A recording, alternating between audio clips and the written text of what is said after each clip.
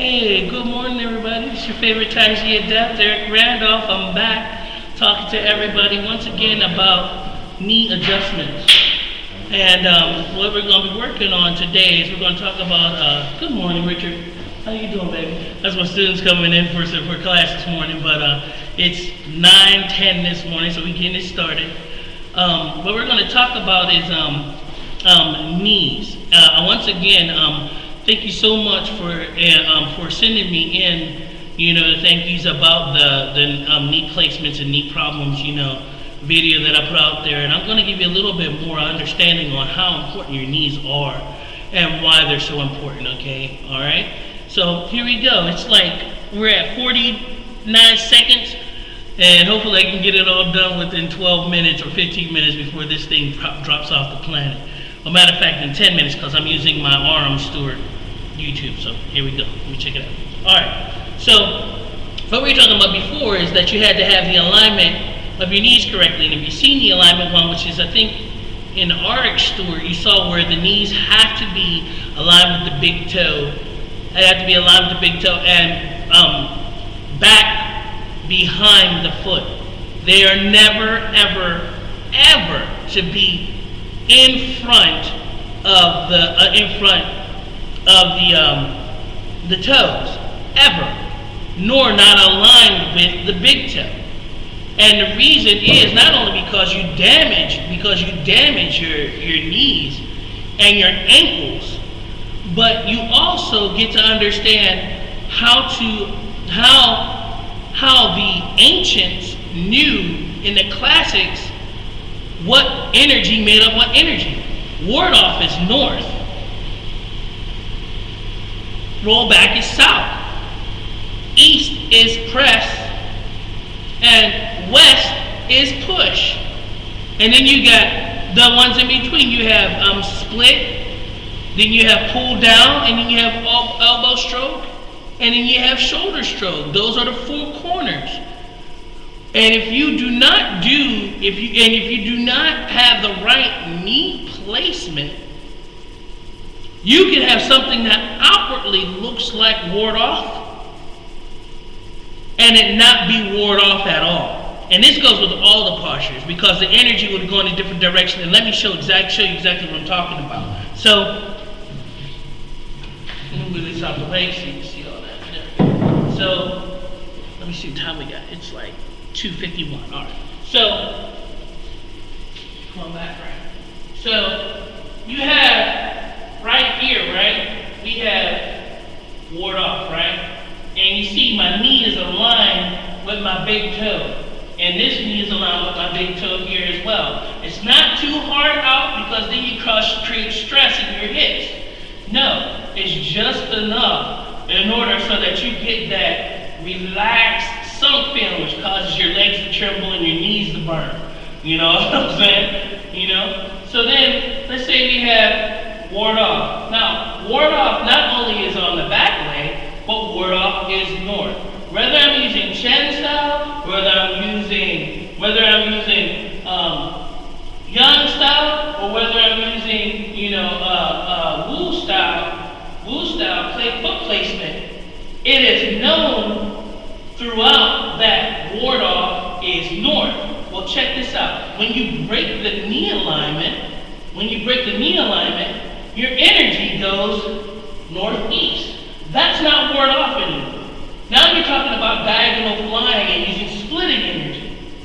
If you're going forward. If you're going forward, the energy. Now your energy's in your elbow too. So you could be using elbow stroke or shoulder stroke. That's not ward off. That's not northward energy. It's not northern energy. Ward off is pure north energy. But as soon as I put my knee back, my energy goes right on up. That's ward off energy. That's pure ward off energy. As soon as you break the alignment, this no longer is going north, it's going that way. That is not north. That's northeast. Now, when we're talking about northeast, south, we're talking about north, east, west, and south.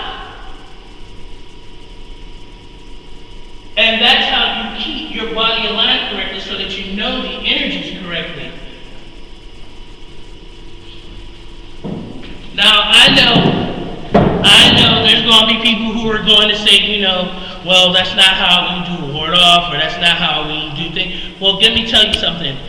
If you're going to be doing with the classics and understanding how they created Tai Chi and how they understood that something like when you're describing a sphere, which is what they're doing, when you're describing a sphere, how you get ward off being north, how do you get press being east, how do you get roll back being south, how do you get push being west.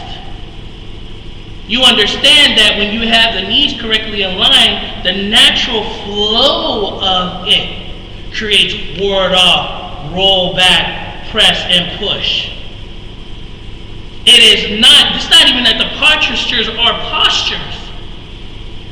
They're defining spherical movement within the physical form. And matter of fact, perfect spherical movement within the form. So this is something that all practitioners need to really think about when they're doing the form, when you're really trying to get things meticulous and correct and understanding the energies correctly. If the knees are not aligned correctly, you will change your form. You will call diagonal flying ward off, or part wild horses and mane ward off, because you don't understand that ward off is north. You know what I'm saying? And understanding that the energies are supposed to move that way. That's the reason why when you use ward off, it feels like a boat. Like someone being supported from a boat. You're being supported from a boat, the energy feels like that. Because it has that dip under and coming up type of energy. That energy belongs with that knee type of alignment, and that is the correct way of doing it. And also, you stop yourself from getting damage in your knees. When you're younger, it's not a really big deal. You got all types of elasticity up in there, and you feel invincible and stuff like that, and you just do all types of stuff to your body, not realizing the damage that you're causing because your knees get sore, but you heal real fast because you're younger. But as you get older, my one friend who's 38, who's actually going to be watching this video, he probably understands exactly what I'm talking about. But it's extremely important that you understand how important your knee alignment is, as well as your back alignment, and look at your classics and understand your classics. Now granted, there are a bunch of classics that are put in together, but if you're trying to make sure that you have no gaps in your chi or in your flow, you'll need to have the knee aligned with the big toe. And it will all line up, because not only will you get the directions right with your movements, but you'll also get the ability to flow without breakage and without hollows within your technique, which brings you to the aspects of iron body, iron broom, and iron palm technique. Those are natural progressions for Tai Chi practitioners who actually get the alignment right. But if you're not doing the alignment right, you'll have to use other stuff like, sticky energies and stuff like that, which is good. There's nothing wrong with that. But you'll still be having gaps and hollows in other parts of your technique, which you shouldn't have. I hope everybody's enjoying this, and I hope everybody understands what I'm talking about. If you don't, call me, email me, doesn't matter to me. Many blessings. Tai Chi Adept Eric Randolph, along with my students Richard and Rock over here jamming, over here standing. Hold on, let me show you them real quick. They working hard on their standing practice, shaking and breaking it down. That's how we like to do it up in here early in the morning at 9:20 in the morning over here in Pittsburgh. Much love, everybody. Have a great day.